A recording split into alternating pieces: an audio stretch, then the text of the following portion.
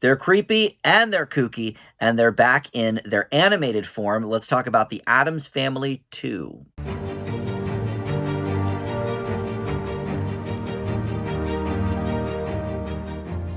Hey guys, Dan here. This is Dan Reviews It. Welcome to my spoiler-free review for the new Addams Family film in theaters now, or if you're so inclined to catch it at home on your couch, you can pay $20 to get it on demand from home. Let's talk the Addams Family 2. Before we do, I want to welcome you into Dan Reviews It. Thank you for finding this video. Please consider subscribing or liking this video or commenting down below. All that stuff is good for the channel. So let's talk about this movie. This is following in the footsteps of the 2019 original animated film. And these characters, of course, animated long ago, about 100 years ago, is when Charles Addams first brought them into the comic strips. And then in the 60s, of course, they got their biggest boom to that point with the TV show. And then in the 90s, you had the live-action movies with Christina Ricci. And now the animated version. And there's a Wednesday show being prepped on, I think it's Netflix as well. So that should be coming probably next year. But this is kind of the time to release it. You know, they always put these movies out right around Halloween, perfect for the macabre themes of these movies. And almost everybody is back in tow from the original film. Finn Wolfhard as Pugsley is really the only one absent from this go-around. Javon Walton replaces him as Pugsley. But you've got Oscar Isaac and Charlize Theron as Gomez and Morticia, Chloe Grace Moretz returning as Wednesday, Nick Kroll as Uncle Fester, Snoop Dogg as Cousin It in a very, very more pronounced role in the second one. I think he just had kind of like one scene cameo in that first one. And then Bette Midler returning as the grandmother. And then newcomers, Wallace Shawn and Bill Hader. Taking over sort of for the Addams nemesis from Allison Janney and some others in that first movie. So essentially, the plot here is a family vacation of sorts. Essentially, Wednesday is on this hot streak with these science experiments, but she is kind of mad that everybody is just sort of given participation trophies when clearly her experiment was the best. So she is pulling away, though, from Gomez specifically, but the family as a whole, and always sort of fighting with Pugsley. So Gomez thinks, well, you know, what better thing to do than take a family trip? That'll be great for bonding. So when I saw the poster, I thought maybe this was going to be just like a Hotel Transylvania 3, where they just go to, you know, a beach, or they go on a cruise ship, or they do one thing. But no, this is a road trip movie where they showcase many different parts of the country. They're in the Grand Canyon in one scene, and they're at, you know, in the Midwest at some biker bar in another, and they're sort of going all through the land, you know, roaming about. But in the meantime, Wallace Shawn plays this lawyer who really is trying to get a hold of Wednesday because he claims that his client, played by Bill Hader, is Wednesday's real father, and there was a mix-up at the hospital. We see some evidence of that as we move along. Uncle Fester said he sort of juggled some babies when they were all born, and he hoped that he got them back in the right cribs, but perhaps not, because, you know, he's a little crazy and kooky, that Uncle Fester. I actually really enjoyed the first film in this series. I think I gave it a B or a B+. I went to see it with my nephews. We were all kind of howling at some of the jokes. I thought Allison Janney was a fantastic foil for the Addams Family. And a lot of the episodes of the Addams Family, and really the Munsters at the same time from the 60s, sort of hinged on regular society being horrified at their existence and either trying to get rid of them or, you know, whatever, trying to spook them away. But this sort of takes a whole different direction with it, with the whole paternity test thing.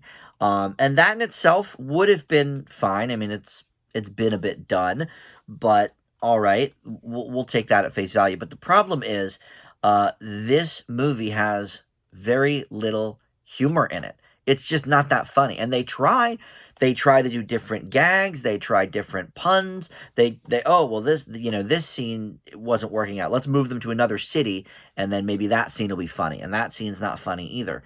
Now, I will say, making Wednesday the focal point of the last 30 years of Addams Family, I think is pretty clever. Obviously, the Netflix, I think it's on Netflix. There's a Netflix show coming out called Wednesday where they're going to explore that character a little bit more.